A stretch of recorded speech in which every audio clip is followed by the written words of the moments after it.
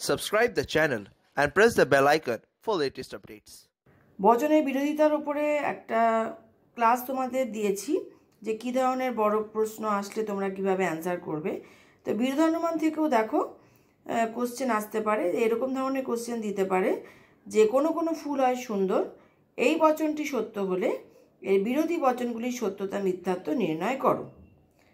তো এক্ষেত্রে একটা বিষয় হচ্ছে যে এই যে আমি আই বচন দিয়ে কোশ্চেনটা দিলাম, এটা আই এর জায়গায় এ দিতে পারে, ই দিতে পারে বা ও বচন দিতে পারে।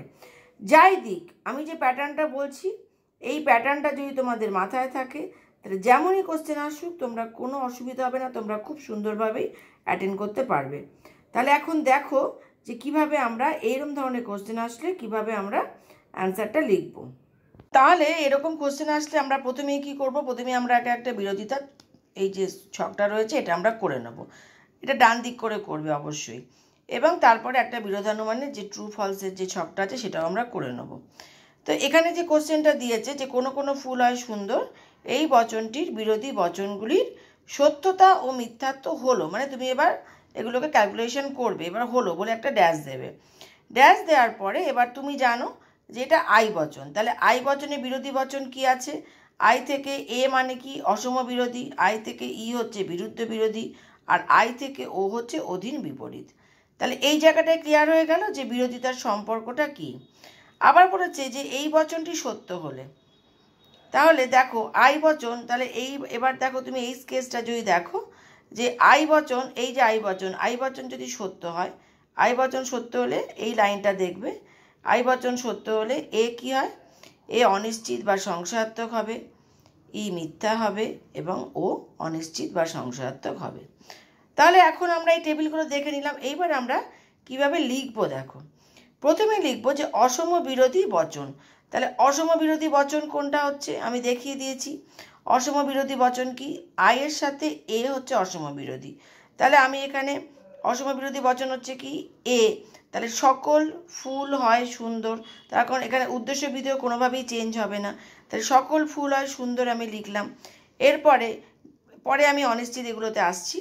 বিরুদ্ধ বিরোধী বচন কি, তার বিরুদ্ধ বিরোধী কি মানে আয়ের সাথে ই, আয়ের সাথে ই হচ্ছে বিরুদ্ধ বিরোধী, তাহলে আমি এখানে বিরুদ্ধ বিরোধী বচন লিখলাম কোনো ফুল নয় সুন্দর।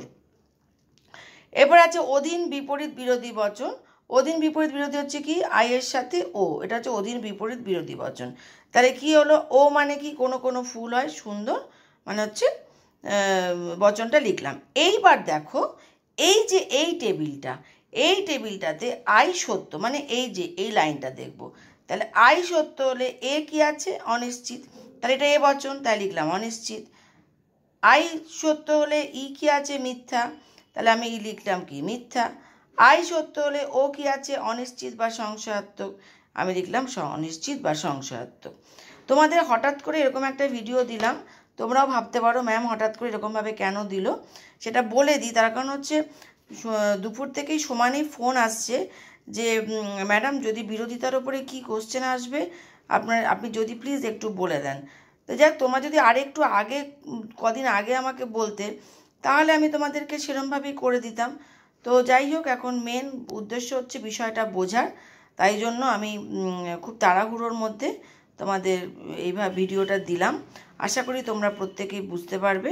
একটা কথাই বলে দিলাম যে নার্ভাস হবে না, যদি এখানে আই বচন দিয়ে আমি করালাম, যদি সেটা এ বচন থাকে তাহলে এ বচনকে বেস করবে, এ বচনকে বেস করে দেখবে অসম বিরোধী, এটা বিরুদ্ধ বিরোধী, এটা বিপরীত বিরোধী, ঠিক আছে।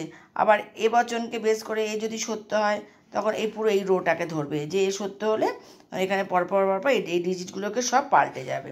আমি বিষয়টাকে শুধু ক্লিয়ার করলাম যে তোমরা যাই আসো, ধরো দিল ই বচন, এখানে ই বচন দিল, এখানে ই বচন দেওয়ার পরে বললো যে ই বচন যদি সত্য হয় তাহলে কী হয়, বা ই বচন যদি মিথ্যা হয়, সত্যর জায়গায় মিথ্যাও দিতে পারে, যদি মিথ্যা হয় তাহলে তুমি কি লিখবে, বিরোধিতা তো বচনগুলো সেম হবে, ই মিথ্যা হলে তখন এই মিথ্যা মানে এই রোটাতে চলে আসবে, এই যে ক্যাপিটাল এফ রয়েছে এইখানটাতে চলে আসবে, ঠিক আছে।